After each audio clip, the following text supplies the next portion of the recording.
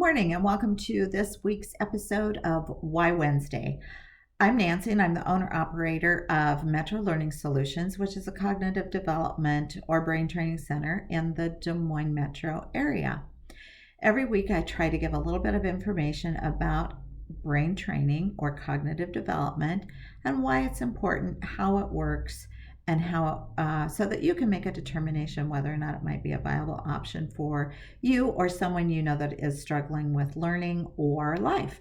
Our clients range in age from 4 to 94, so it can be a learning, as in school, intervention, or maybe someone you know who is kind of struggling with life, maybe in college, or their career isn't going the way they'd like it to be, or they're recovering from some age-related cognitive decline, etc., etc. Anyway, I try to give a lot of information about how the brain works and what we now know what we now know about how it works, so that you can make a determination about whether or not it might be something you would be interested in.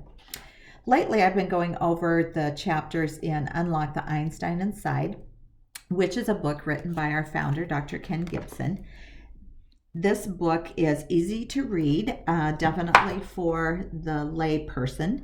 But I know not everybody has time to read, so I want to give you a little summary of each chapter. I've spent the last couple of Wednesdays on chapter 4. The initial part of chapter 4 actually goes over what happens in the brain as we are going, as it is going through our program. But the last week I started focusing on some activities you could do at home that will help develop some of the skills the brain uses to think, read, remember, pay attention, and just generally process information a little bit more efficiently. It transfers over into success in the classroom. Last week I went over processing speed and a little memory activity. And today I want to focus on some skills that will help with the reading. In reading. Reading is very intricate, but there are some things you can do to help develop that skill. We have the area that is focused on in preschool, kindergarten, first grade is called auditory processing, and it doesn't require anything other than ears. That's why it's called auditory. Even though there are no letter names associated with this activity, the ability to discriminate and hear different sounds is a very important pre-reading skill. Not all kids develop that skill in preschool, kindergarten, or first grade. So if your child is struggling, they may need more of this. So what I want you to do is just pick out some words with 2 or 3 sounds. For example, I might say to my child, what are the sounds you hear in 8? And they may or may not be able to tell you, but 8 has 2 sounds, A, T. How many sounds does cat have? 3, K, A, T.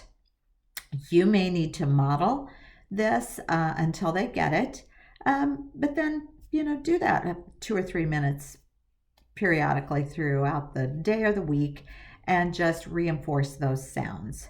Picnic is a 2-syllable word, but it actually has a lot of sounds. It has P, I, K, N, I, K.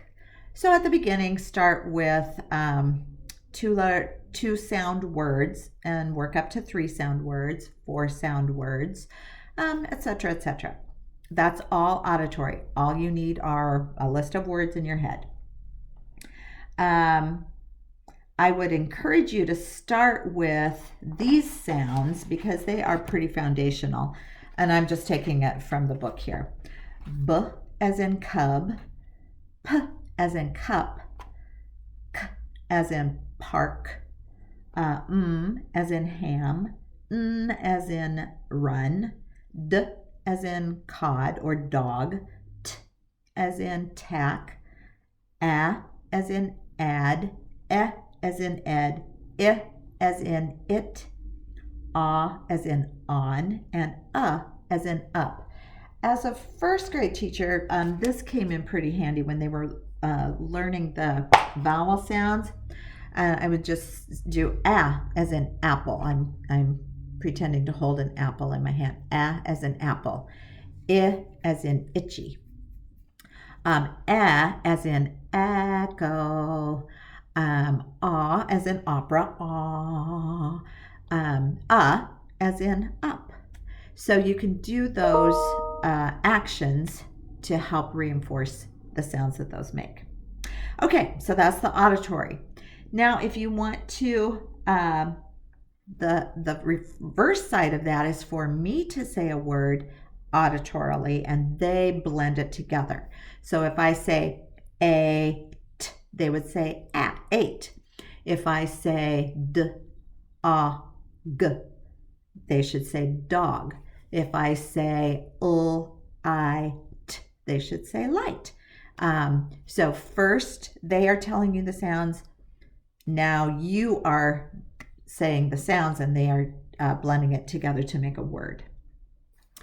You can add the visual representation of the letters. We actually call them codes and not we don't worry about letter names. If they can make the sound associated with that letter, they can read. And all you need really are Post-its or index cards. You can buy already made letter cards with A, B, C, D, but I would keep them small so they're easily blended together. I would use one color for consonants and another color. If I had another color, I'd show you. Maybe a blue Post-it for the vowels. All words in our language have vowels, so you're going to need a blue one in every word. And you just write on there. Okay, I've got a k, and then I've got a blue one that's with a, and then I've got a yellow one with t. K, a, t, and have them make the sounds k, a, t, and then blend it together, cat. And that's that one. The next thing, another auditory processing activity that you can do. Again, it's auditory. You don't need any you don't need any manipulatives. You just need a list of words. And I want you to change the sounds, have them change the sounds in words. Change the k in cat to f, and the new word is fat. And you may have to show them with your finger. Okay, cat has 3 sounds. K, a, t. We're changing this one, but we're leaving the a, t. And we're changing this to f. So now we have f, a, t, fat. And you may actually have to do that, but I want you to do it with visually in the air, and don't use letter cards or tiles. The initial sounds are the easiest. Change the k in cat to f, and the new word is fat. Change the p in pit to s, and you have sit. Initial sounds are easiest. Keep the words, use short words, 3 or 4 sounds. Then do ending sounds. Change the t in cat to s, and you have cas. They don't have to be real words, they can be made up words. The next more difficult one is changing the middle sound. Change the a in cat to I, and you've got kit. Okay? And if you wanted to, after 3 or 4 of them, you could say, now let's write those words. We changed the k in cat to fat, so let's write, or we changed the k in cat to f, and we came up with, that's right, fat. Let's write that. And so that's just an additional little thing you can do. Next week's episode will cover a couple of things: visual processing and logic or problem solving activities. So join me for next week and we'll go over those very quickly. Again, if you would like this information ahead of time, just give me a call, 515-523-0980. Ask to be added to my monthly newsletter where I give you some additional activities that you can do at home. It may be these, maybe others. And ask me any questions that you may have about cognitive development and whether or not your child or you might benefit from this training. Thanks and have a great week.